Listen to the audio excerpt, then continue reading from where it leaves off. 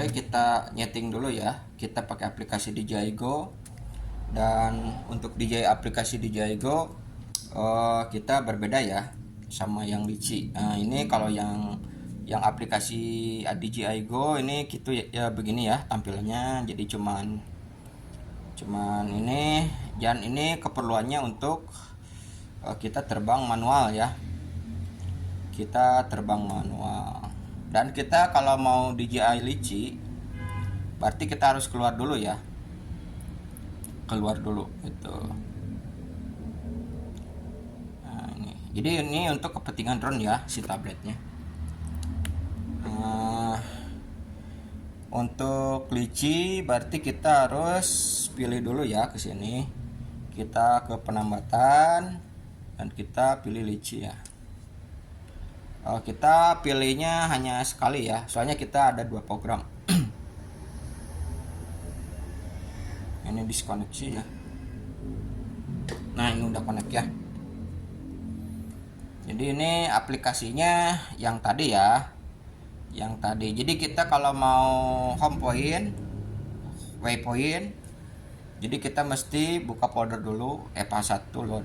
Nah, ini yang tadi datanya udah di saving, jadi ini bisa langsung kita waypoint otomatis ya, terbang otomatis. Dan ini untuk settingan Litchi memang begini ya. Tapi kalau kita mau EPP ini, nah ini EPP. Jadi kita kalau EPP ini otomatis ya, bukan manual gitu ya. Jadi kalau kita pilih EPP berarti manual, kalau waypoint berarti kita otomatis gitu ya. Dan kita harus buka file dulu, dan nanti kalau kita nyeting berarti saving dulu ya. Dan ini penerbangannya di sore hari sampai malam hari bagusnya ya. Soalnya nanti kalau pagi-pagi atau jam 12 siang itu bahaya ya. Soalnya si baterai drone-nya nanti overheat ya.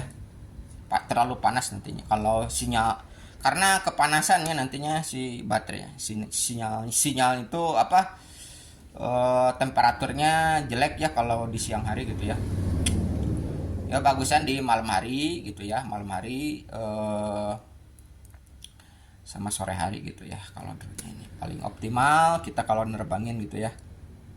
Nah, ini udah jalan ya. Kita pakai Litchi sama 2 program. Jadi ini kalau mau keluar ini mau keluar exit berarti kita harus, nah ini exit. Berarti kalau kita mau penambatan lagi ke DJI Go yang tadi ya, hanya sekali. Berarti ini masuk ke DJI Go ya aplikasinya. Nah, ini yang selalu saya gunakan yang ini ya. Ini biasanya kita pakai satelit ya. Kalau hybrid juga sama aja. Kalau hybrid juga ada jalan-jalannya. Kalau ini peta satelit hybrid sama aja gitu ya.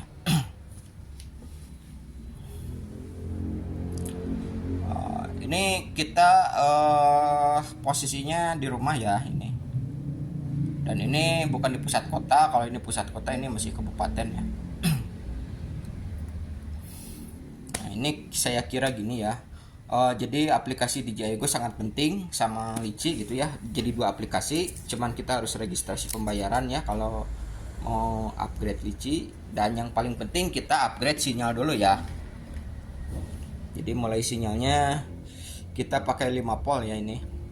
Jadi kita ngambilnya dari booster digital TV ya. Kita booster digital TV pakai 5 volt. Cuman nanti masuknya jangan 5 volt. Nanti kalau masuk ke sininya 5 volt nanti koslet ya.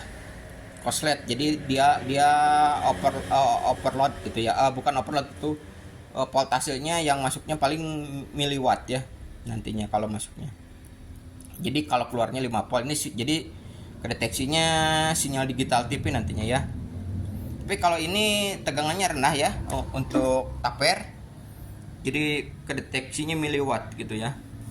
Tapi yang paling bagus ini ya, yang apa ya, Toyosaki ini DP3 ini diuji coba ini ketinggiannya bisa nyampe 80-70 meter, 100 meter juga bisa ya nyampe gitu. Yang paling penting kita punya tabletnya buat menjangkau digital otomatis ya. Jadi kalau tabletnya gede ini biasanya buat rute otomatis ya. Dan yang kecil juga sama, bisa aja sama aja. Fungsinya kita sama ya. Yang kecil sama yang gede juga nggak ada masalah. Cuman yang penting octa-core sama RAM-nya gede ya. Ya minimalnya 6 GB. Syukur-syukur kalau 8 GB ya. Jadi ini lebih stabilnya di program aplikasi DJI sama Litchi ya. Nah ini dulu kita pakai yang tipe Asus ya, yang quad core. Cuman ada masalah dia nge-lag ya. Jadi kalau RAM-nya quad core sama RAM-nya 2 GB ini nge-lag ya. Itu. Kita pakai 8 GB sama octa-core. Dari quad core ke octa-core sama RAM-nya 8 GB ini udah maksimum ya. Maksimum untuk tipe dulu gitu ya. Tipe Phantom zaman dulu. Dan kita masih belum beli ya, belum beli drone baru karena kalau mau beli drone baru juga sama aja gitu ya fungsinya. Dan settingannya kita pakai SIM card ya. Itu pakai SIM card. Ini juga kita pakai, jadi dual SIM card gitu ya. Kartu GSM. Tidak ada masalah di penerbangan ya. Tidak ada masalah di penerbangan bila drone lama terintegrasi ke antena ya. Antenanya dimodif gitu ya. Dimodif. Soalnya ini kedeteksinya kita nggak ada voltase yang masuk ya. Kalau kita ini ada voltasenya masuk ya. Ini 5 volt, yang ini miliwatt ya, ke sini ada miliwatt. Cuman di bawah 1 volt miliwatt, dan ini kita voltasenya 5 volt ya ini. Jadi ranknya yang paling gede ini ya, yang Toyosaki ini. Kalau yang Taper ini jaringannya lebih sedikit ya. Ya tergantung kan sinyalnya ada 2 ya. Jadi sinyal video sama sinyal remote-nya ya. Jadi akselerasi drone juga. Kalau akselerasi drone kayaknya tidak terlalu gede ya wattnya. Kalau video kayaknya gede, voltasenya gede kalau video.